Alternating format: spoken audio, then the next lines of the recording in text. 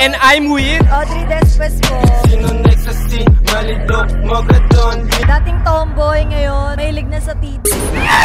Okay lang ba basusan tayo sa harap ng camera? Okay lang, pangalawang beses na to.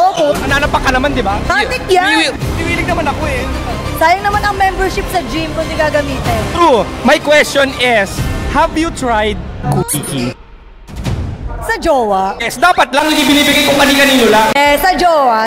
Ngayon, curious yung viewers, how many minutes yung mo? Ay, 1 minute lang. Oo? Oo, mabilis? Mga 10 baon na. Ay! Paano siya naganap? Sa CR, sa bar, sa kwarto, sa mall, sa kotse, saan? Sa CR ng condo. Si Nier pa, pwede naman sa kama, sa kwarto. Hindi, experience, syempre, di ba? Agad. Iba kasi yung wet experience. Bakla ka, paano mga posisyones mo? Bakla, shala to, syempre may shower. Ay, bidet! May bathtub, may jacuzzi. Yes! May air freshener. Meron pang exhaust. Paano mga posisyones? Medyo nakatayo na, medyo nakatuwad. Para ka lang nag-RDL sa gym. Bakla ka, para pump. Kasi matangkad ako. True, ang hirap. Kailangan ko yumuko. So, ayun lang. Karamihan ng mga naging ex ko maliit. Hindi nila abot, pero yung G-spot. Yung abot. May pagbuko juice ba ang isang Audrey? Ay, wala. Yung recta-recta. Shoot agad? 3 seconds na laban na agad. Ganun kahayok ang... Siyempre, nakawakan mo, na-sight mo, pumasok sa'yo. Ang pinakasikat na tanong ni Yolam, ano yun? Dax or juice? To be honest. Yeah. Estimate mo from 1 to 10 ilang inches?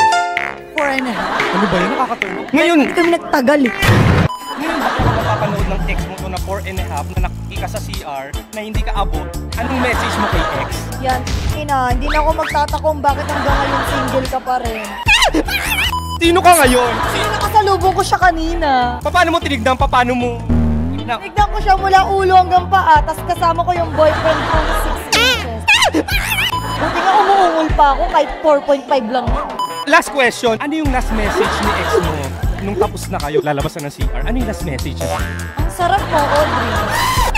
Anong reply mo, ate girl, nung sinabihan ka, ang sarap mo? Matik yan. Uy, last na bakla. Siyempre, nakilala ang Audrey 2 rhymes. Yes. Baka pwede naman mabilisan ang topic.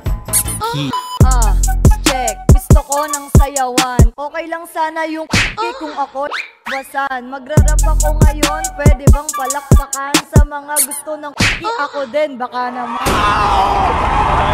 Guys, walang upas. Belated happy birthday. Ay, thank you so Sorry, pasmado yung kamay ko. Kala mo kapag magaganda, namamasa lagi. Wala ka pa ginagawa, basa na. Ayun talaga yun. Alam ko naman kasi marami talaga nalilipitan sa akin. Bakla ka. Kung looking forward na may gusto ka makakuti na influencer, vlogger, artista, basketball player, sino ang nilulook forward mo, yung dream mo, crush mo, idol mo? Itutot ko, imumute ko. Mute mo. Itutot ko, manghuhula sila kung sino. Sige, Sino yun? Balala kayo dyan, te. Basta kilala nyo lahat yun. Alam ko yan. Ay, Last na, may nag-comment kasi. Ang tanong niya, may chance din daw ba yung mga viewers makakuti sa'yo? Ang swerte naman nila. siguro kung single ako, meron. May jowa ka ba ngayon? Complicated. Pwedeng tawagin ko lang para ano? Hindi pwede. Ay, okay lang. Hindi ko alam kung jowa na ba ako, jowa ko ba siya. Basta ang alam ko, mahal namin ang isa't isa. Okay na yung commitment.